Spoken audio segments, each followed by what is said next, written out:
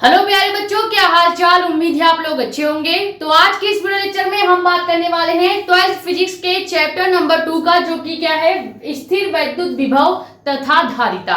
इस चैप्टर का आज हम लेक्चर नंबर 4 लेने वाले हैं, जिसके अंदर एक मोस्ट इंपॉर्टेंट डेरिवेशन कवर कराया जाएगा। और डेरिवेशन का नाम क्या है, वैद्युत द्विध्रुव के कारण निरक्षीय स्थिति में वैद्युत विभव V का व्यंजक कैसे प्राप्त किया जाता है। सेम इसी टॉपिक का डेरिवेशन आपको चैप्टर नंबर 1 में भी कराया गया था, लेकिन वहां पे हम वैद्युत क्षेत्र E के लिए डेरिवेशन कर रहे थे। यानी हमने चैप्टर 1 में निरक्षीय स्थिति में वैद्युत क्षेत्र E का मान निकाला था। वो डेरिवेशन जैसा था, सेम ये भी डेरिवेशन उसी के जैसा है। यानी अगर आपको ये डेरिवेशन समझना है तो सबसे पहले आपको चैप्टर नंबर 1 का लेक्चर नंबर 6 प्लेलिस्ट में जाके देखना होगा।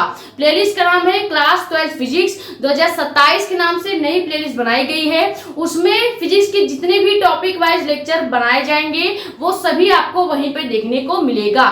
तो पहले चैप्टर 1 का लेक्चर नंबर 6 देख लीजिए। उससे आपको जो पहले चैप्टर का डेरिवेशन है और ये जो दूसरे चैप्टर का डेरिवेशन है, जिसमें हम वैद्युत विभव का व्यंजक ज्ञात कर रहे हैं, इन दोनों डेरिवेशन में क्या डिफरेंस है ये भी समझ में आ जाएगा।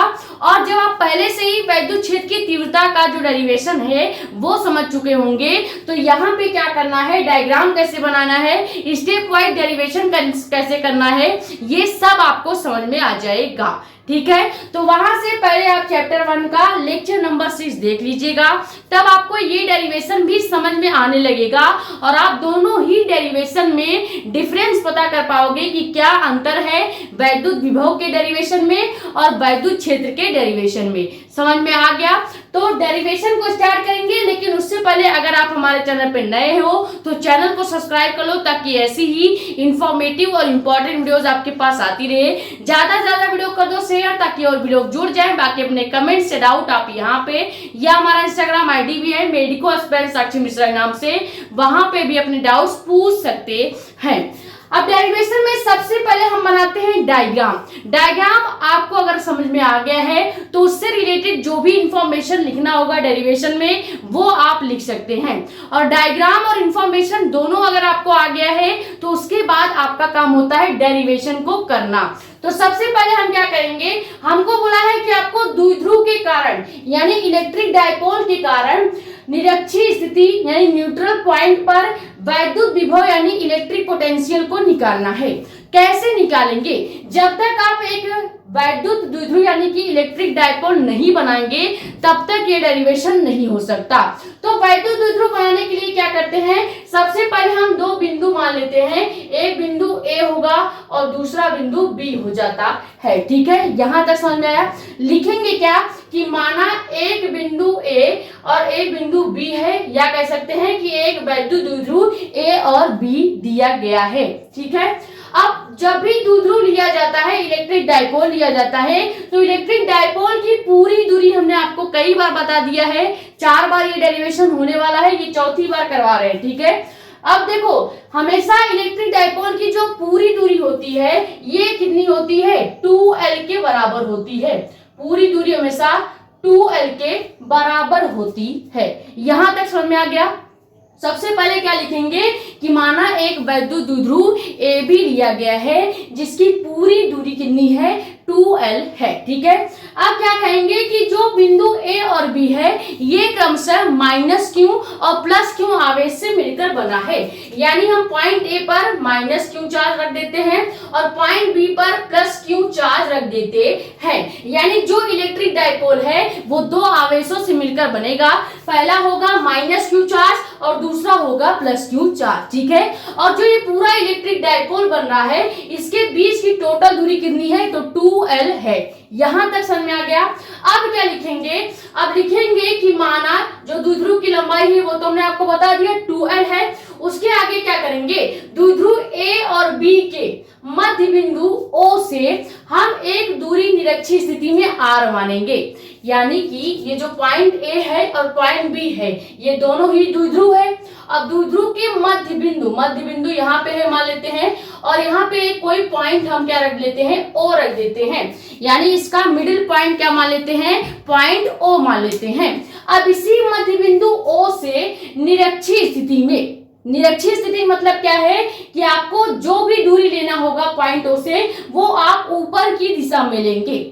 ये होता है निरक्षीय स्थिति का मतलब। न्यूट्रल पॉइंट का मतलब यही होगा कि जो भी आप मध्य बिंदु O से दूरी लेंगे, R दूरी हमेशा ली जाती है, अगर आप R दूरी मध्य बिंदु O से लेंगे तो वो हमेशा ऊपर के साइड लेंगे। यहीं पे अगर एक्सियल पॉइंट पे कहा होता यानी अच्छी स्थिति पे कहा होता तो हम पॉइंट O से R दूरी किधर साइड लेते, यहाँ पे लेते, इस A और B द्विध्रुव के समांतर रेखा पे लेते, तब यहाँ पे अच्छी स्थिति में दूरी मानी जाती। लेकिन हमको डेरिवेशन निरक्षीय स्थिति में करना है, इसीलिए हम क्या करेंगे, द्विध्रुव A और B के मध्य बिंदु से जो दूरी R यहाँ पे हम लेंगे, जो दूरी R हम यहाँ पे लेंगे, मान लेते हैं वो दूरी R निरक्षीय स्थिति में है। ठीक है, निरक्षीय स्थिति का मतलब आपको समझ में आ गया कि जो भी दूरी आप लेंगे वो हमेशा ऊपर के साइड लिया जाएगा। अच्छी स्थिति का मतलब ये होगा कि यहाँ से जो भी R दूरी ली जाती वो सेम इसी द्विध्रुव यानी डाइपोल A और B के समांतर रेखा में लिया जाता। ये समझ में आ गया। अब हम क्या करेंगे, यहाँ से मध्य बिंदु O से R दूरी पर कोई बिंदु क्या है, P है। ठीक है, और इसी पॉइंट P पर हमको वैद्युत विभव V का मान निकालना है। यहाँ तक समझ में आया या नहीं, बस इतना ही डायग्राम में है और कुछ नहीं है। अब इसको जो पॉइंट P है इसको पॉइंट A से मिला देंगे तो क्या ये एक त्रिभुज के जैसा बन जाएगा।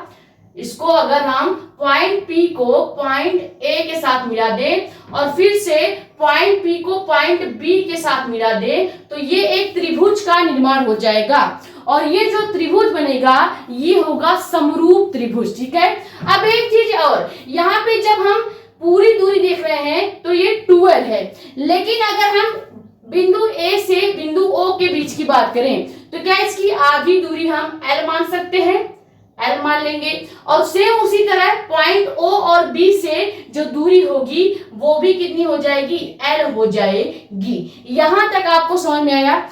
L दूरी कैसे होगी, जैसे मान लीजिए हमारे पास दो मार्कर है, अगर हमें किसी बच्चे को ये दोनों मार्कर समान तरीके से देना होगा तो क्या हम एक मार्कर एक बच्चे को देंगे और दूसरा मार्कर दूसरे बच्चे को देंगे। सेम उसी तरह पूरी लंबाई अगर द्विध्रुव या डाइपोल की 12 है और हमको इसके दोनों कर सकते हैं पूरी लंबाई को बराबर बांटना है तो हम L और L में बांट देंगे। ठीक है, तो पॉइंट O से A की जो लंबाई होगी वो L होगी, पॉइंट B से O की लंबाई L होगी, टोटल लंबाई 2L होगी। यहां तक समझ में आ गया। ये इतना ही डायग्राम में आपको करना था। अब यहाँ पे लिखने वाली चीजें हैं वो लिखते हैं। लिखना क्या है, सबसे पहले हमने क्या माना था, हमने माना था कि एक वैद्युत द्विध्रुव A और B है, तो वही चीज लिखेंगे क्या कि माना एक वैद्युत द्विध्रुव A और B है जिसको हमने निर्वात में या वायु में मान रखा है। यानी ये जो इलेक्ट्रिक डाइपोल हमने बनाया है ये हम मानते हैं कि हम वायु में इसको बना रहे हैं या निर्वात में बना रहे हैं। वायु या निर्वात का मतलब ये होता है कि जो परावैद्युतांक K होगा इसका मान हमेशा 1 लिया जाएगा। ठीक है, ये आपको पता होना चाहिए। तो लिखेंगे क्या कि माना एक वैद्युत द्विध्रुव AB निर्वात अथवा वायु में रखा गया है। ठीक है, फिर हमने बोला कि जो A और B वैद्युत द्विध्रुव है ये क्रमशः -Q और +Q आवेश से मिलकर बना है, तो यही चीज लिख देंगे कि द्विध्रुव क्रमशः -Q आवेश तथा +Q आवेश से मिलकर बना है। यहां तक समझ में आ गया। फिर क्या लिखेंगे कि माना डाइपोल की पूरी लंबाई कितनी है, 2L है, तो यहाँ पे लिखेंगे कि माना द्विध्रुव AB की पूरी लंबाई कितनी है, 2L है। यहां तक समझ में आ गया। फिर आगे हमने क्या किया था, पॉइंट A और B के मध्य बिंदु यानी द्विध्रुव A और B के मध्य बिंदु O से लिखेंगे क्या, द्विध्रुव A और B के मध्य बिंदु O से R दूरी पर इसके निरक्ष स्थिति में, यहाँ पे निरक्ष स्थिति लिख दीजिएगा, ठीक है। निरक्ष स्थिति में एक बिंदु P मानते हैं और इसी पॉइंट P पर वैद्युत विभव V का मान हमको ज्ञात करना है। यहां तक समझ में आ गया। तो ये डायग्राम और उससे रिलेटेड क्या इंफॉर्मेशन लिखी जाती है, अगर ये आपको समझ में आ जाएगा तो आप डेरिवेशन बड़े ही आराम से कर सकते हैं, ठीक है। पहले ये स्क्रीनशॉट कीजिए, फिर डेरिवेशन को करते हैं।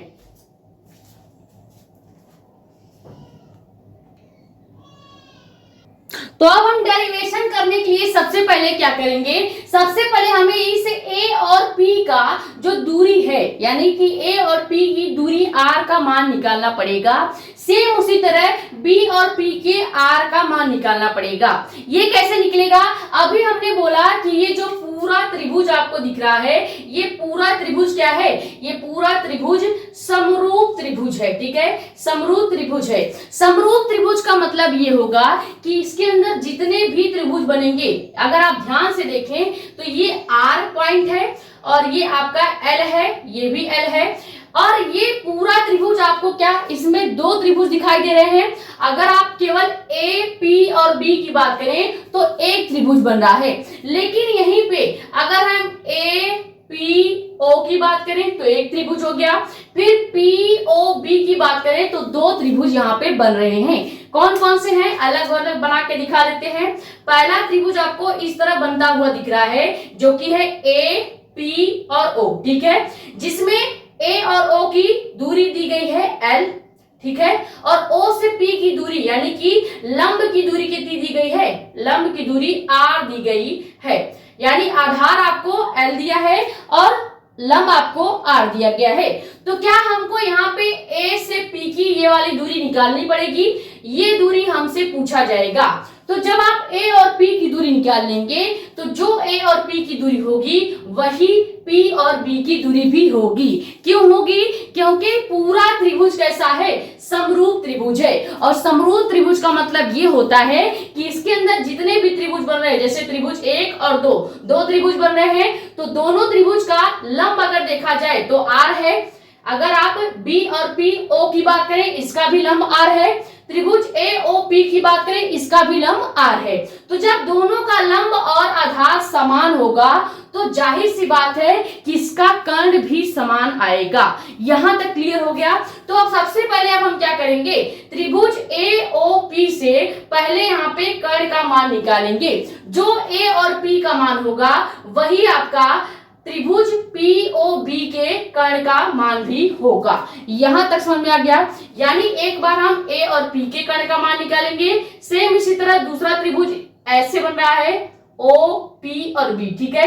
इसमें भी P और O की लंबाई R है और O और B की लंबाई सेम L है, ठीक है। तो यानी इसका जो कर्ण होगा वो भी हमको निकालना होगा। और जहां पे देखा है हमने यहाँ पे कि जो समरूप त्रिभुज होगा, समरूप त्रिभुज का मतलब ये है कि AP जो कर्ण है वो बराबर हो जाएगा BP कर्ण के, ठीक है। यानी AP का अगर आपने मान निकाल लिया पाइथागोरस प्रमेय से, तो सेम वही मान या सेम वही दूरी R का मान BP का भी हो जाएगा। ये समझ में आ गया। तो सबसे पहले हम क्या करेंगे, पाइथागोरस प्रमेय लगाएंगे और यहां से त्रिभुज AOP का जो दूरी R है वो निकालेंगे, ठीक है। तो सबसे पहले क्या कर लेते हैं, यहाँ पे लिखेंगे पाइथागोरस प्रमेय से, यहाँ पे निकालते हैं क्योंकि ये डेरिवेशन में आगे काम होने वाला है। लिखेंगे क्या, त्रिभुज AOP से, ठीक है। AOP से क्या करेंगे, त्रिभुज AOP है क्या, तो इस तरह से आपको दिख रहा होगा। अभी हमने आपको बताया APO, ठीक है। यहाँ पे आधार कितना है तो L है और जो आपका लंब है वो कितना है, R है। हमको निकालना है A और P का मान। तो कैसे निकालेंगे, जो हमको निकालना होगा उसको हम कर्ण मानते हैं। तो यहाँ पे कर्ण का स्क्वायर इज इक्वल टू लंब का स्क्वायर प्लस आधार का स्क्वायर, ये फॉर्मूला होता है, ठीक है। तो अगर इस फॉर्मूले में हम इसको रखें तो क्या हो जाएगा, कर्ण हमको निकालना है तो उसको मान लेंगे AP का स्क्वायर इक्वल टू लंब कितना है, तो लंब आपका PO है, ठीक है। तो पी ओ का स्क्वायर प्लस आधार कितना है ए और ओ है तो ए ओ का स्क्वायर कर देंगे। अब ध्यान से देखिए पी ओ का मतलब है कि पी ओ का कितना दूरी दी गई है आर दी गई है तो पी ओ की जगह हम आर का स्क्वायर लिख देंगे प्लस ए ओ की जगह एल दिया गया है तो ए ओ की जगह एल का स्क्वायर कर देंगे और ये किसके बराबर है तो ए पी के स्क्वायर के बराबर है। यहां तक समझ में आ गया। अब हम यहाँ पे केवल a और p का अगर मान निकालना चाहते हैं क्योंकि हमको ये दूरी चाहिए तो केवल a और p का मान जब निकालेंगे तो ये स्क्वायर हटाने के लिए रूट लग जाएगा और रूट में R square plus L square जो है a और p का मान निकल के आ जाएगा। ये समझ में आया कैसे निकाला गया है। केवल सिंपल क्लास 8 का जो पाइथागोरस प्रमेय आपने पढ़ रखा है वही लगा के त्रिभुज ए ओ पी का आप जो कर्ण पी और ए है इसका मान निकाल सकते हैं। अब हमने अभी अभी आपको बताया है क्या बताया है चूंकि जो त्रिभुज है वो समरूप है ठीक है समरूप त्रिभुज से या समरूप त्रिभुज से क्या लिखेंगे कि जो एपी होगा वो बराबर हो जाएगा बीपी के यानी एपी का जो मान है root R square plus L square ये बराबर हो जाएगा बीपी के मान के तो बीपी का मान भी क्या हो जाएगा root R plus L square हो जाएगा। ये आपको समझ में आना चाहिए। यानी हम लिख सकते हैं कि बी से पी की जो दूरी है इसका मान कितना निकल गया है तो ये निकल गया है root R square plus L square. Same इसी तरह ए से पी की जो दूरी है ये भी कितना निकल के आया है root R square plus L square निकल के आया है। ये समझ में आ गया है। अगर इतना आपको समझ में आ गया है तो आप यहां से डेरिवेशन बड़े आसानी से कर सकते हैं। अब सबसे पहले डेरिवेशन में क्या लिखेंगे माइनस क्यू या प्लस क्यू आवेश के कारण पॉइंट पी पर विभव। सबसे पहले हम मान के चलते हैं कि हम प्लस क्यू चार्ज के कारण इस पॉइंट पी पर विभव का मान निकाल रहे हैं तो क्या लिखेंगे कि प्लस क्यू आवेश के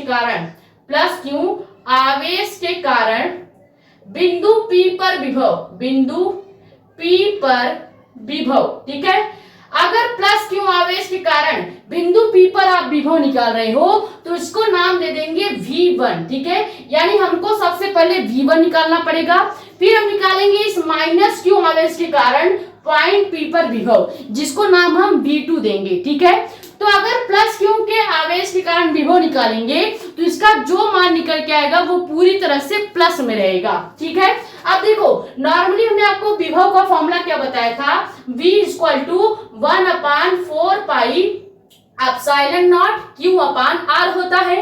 अब अगर हम इसी फॉर्मूले को V1 के रूप में बनाएंगे तो क्या हो जाएगा V1 = 1/4 pi epsilon naught Q upon R की जगह सबसे पहले हम क्या लेंगे अगर हम प्लस Q चार्ज के कारण पॉइंट P पर विभव निकाल रहे हैं तो दूरी हमको लेना पड़ेगा B से P तक क्योंकि अगर आप प्लस Q से P तक जब विभव निकालोगे तो जाहिर सी बात है कि आप B से P तक चलेंगे तो ये दूरी कितनी हो जाएगी B और P हो जाएगी।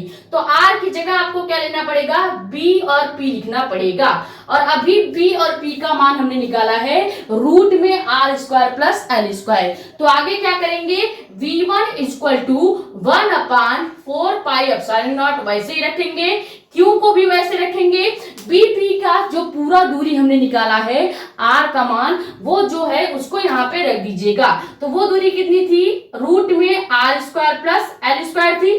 तो ये हमारा इक्वेशन नंबर फर्स्ट बन जाएगा। यहां तक समझ आया। हमने कुछ नहीं किया है केवल विभव V का फॉर्मूला लगाया है जो कि होता है V = 1/4 pi epsilon naught Q upon R square. ये फॉर्मूला आप V1 के लिए भी लगाएंगे और V2 के लिए भी लगाएंगे।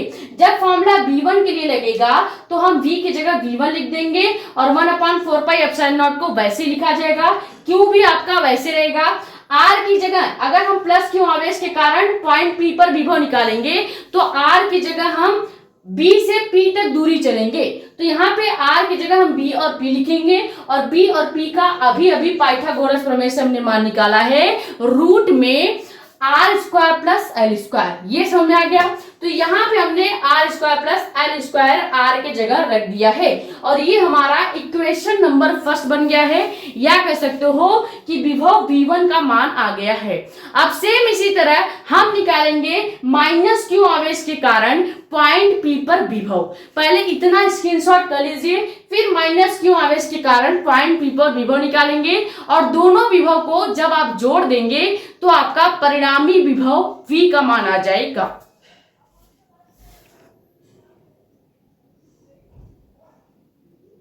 तो अब आप हेडिंग क्या डालेंगे, माइनस क्यू आवेश के कारण पॉइंट P पर विभव। अब यहाँ पे विभव जो निकलेगा वो निकलेगा V2, ठीक है। तो सबसे पहले नॉर्मल जो विभव का फॉर्मूला होता है वो आपको बताते हैं। वो क्या होता है, V equal to 1/4 pi epsilon naught Q upon R। यहाँ तक क्लियर है। अब अगर हम इसको V2 के लिए निकालेंगे तो जहां पे V है वहां पे आपको केवल V2 लिख देना है।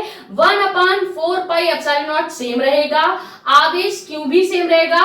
लेकिन अब यहाँ पे ध्यान दीजिएगा, अगर आप माइनस Q यानी कि माइनस चार्ज के कारण पॉइंट P पर विभव निकालेंगे तो जो पूरा फॉर्मूला बनेगा वो पूरा फॉर्मूला ही माइनस में चेंज हो जाएगा। ये बात हमेशा याद रखिएगा, जब भी किसी भी माइनस चार्ज के कारण पॉइंट P पर आप मान निकालेंगे तो उसका जो फॉर्मूला बनेगा वो माइनस में हो जाएगा। अब अगर आपका सवाल है कि माइनस में क्यों हो रहा है, तो इसका आंसर ये है कि हमने आवेश माइनस में लिया है। हमने ये पहले ही बता दिया था, जब आप प्लस क्यू के लिए विभव निकालोगे तो वहां पे आवेश प्लस लिया जा रहा है, इसीलिए विभव का पूरा मान भी प्लस में आ रहा था। लेकिन यहाँ पे आवेश हमने माइनस में लिया है तो यहाँ पे V2 का जो फॉर्मूला बनेगा वो बिल्कुल V1 के जैसा ही बनेगा, बस यहाँ पे आपको शुरू में माइनस लगा देना है। ये आपको ध्यान रखना है। अगर आप दोनों में ही प्लस कर देंगे तो आपका जो डेरिवेशन है वो गलत हो जाएगा। प्लस वाले आवेश के कारण जो भी विभव V1 का मान आएगा वो प्लस में आएगा और माइनस वाले आवेश के कारण जो भी विभव V2 का मान आएगा वो माइनस में आएगा। इसको आपको याद रखना है। अब की बार हम A से P की दूरी निकाल रहे हैं, तो क्या अगर हम माइनस क्यू आवेश के कारण पॉइंट P पर जब विभव निकालेंगे तो दूरी हम A से लेके P तक चलेंगे, तो यहाँ पे R का मान हम A और P रख देंगे। और अभी अभी A और P का भी हमने मान निकाला है जो कि क्या है, रूट में R square plus L square.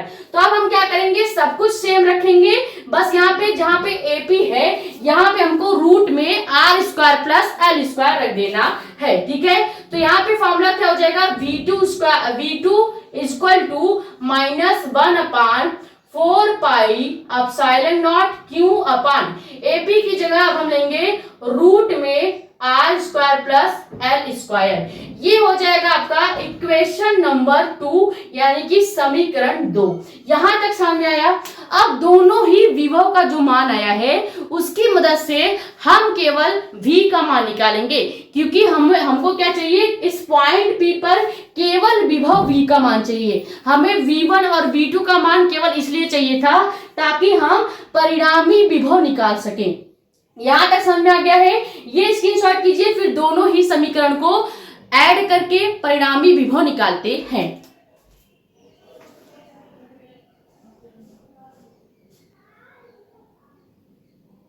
तो अब हम क्या हेडिंग डालेंगे, हम हेडिंग डालेंगे कि पॉइंट P पर परिणामी विभव V का मान कैसे निकाला जाएगा।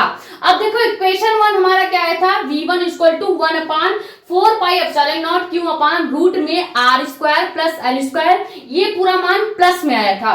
वहीं V2 का मान माइनस Q आवेश के कारण मान पूरा सेम है, लेकिन आगे माइनस लगा दिया जाएगा। ये समझ आ गया। अब जब हम यहाँ पे परिणामी विभव निकालेंगे तो परिणामी विभव V का फॉर्मूला क्या हो जाएगा, V का फॉर्मूला होता है V equal to V1 plus V2। ये फॉर्मूला अगर आपको याद नहीं होगा तो आगे आप V का मान नहीं निकाल पाएंगे। अब हम क्या करेंगे, इसी फॉर्मूले में V1 का मान और V2 का मान रख के ऐड करेंगे। तो सबसे पहले समीकरण 1 का मान रखेंगे जो कि है V1 का मान, ठीक है। तो यहाँ पे V इक्वल टू क्या हो जाएगा, V1 का मान क्या है, ये है 1/4 pi epsilon naught Q upon root में R square plus L square, यही V1 का मान है। फिर उसके बाद प्लस का यहाँ पे फॉर्मूले में प्लस दिया है तो हम प्लस लगा देंगे। यहाँ तक क्लियर हो गया। अब V2 का मान पूरा माइनस में है तो इसको हम पहले ब्रैकेट में लिख के आपको बताते हैं ताकि आपको समझ में आए कि फॉर्मूले में प्लस था लेकिन आंसर निकालते वक्त माइनस कैसे होता है। अब ध्यान से देखिए, यहाँ पे हमने फॉर्मूले का प्लस लगा दिया। अब V2 का मान पूरी तरह से माइनस में है तो हम लिखेंगे ब्रैकेट में -1/4 pi epsilon naught Q upon root में R square plus L square. यहां तक आपको समझ में आया। इसको हम ब्रैकेट क्लोज कर देंगे। अब ये प्लस का पहले से है फॉर्मूले का और ये V2 का पूरा मान माइनस का है तो जब इस प्लस का गुणा इस माइनस के साथ किया जाएगा तो पूरा ही मान माइनस में बदल जाएगा। यही समझाने के लिए हमने एक स्टेप आगे बढ़ाया है, वरना हम चाहते तो यहीं पे डायरेक्ट माइनस करके लिख सकते थे।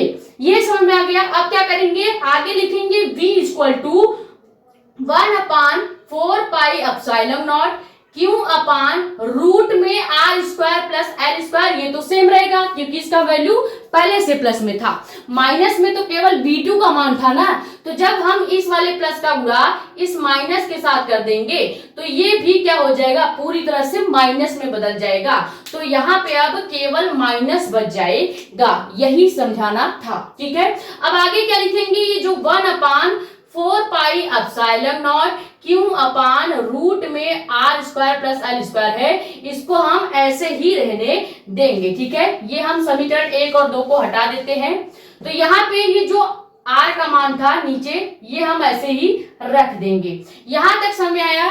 तो V1 का मान ये रहा और V2 का मान ये रहा। दोनों ही मान में एक साइड प्लस था और एक साइड माइनस था तो प्लस और माइनस का गुणा करने के बाद बीच में केवल माइनस का निशान बच जाएगा।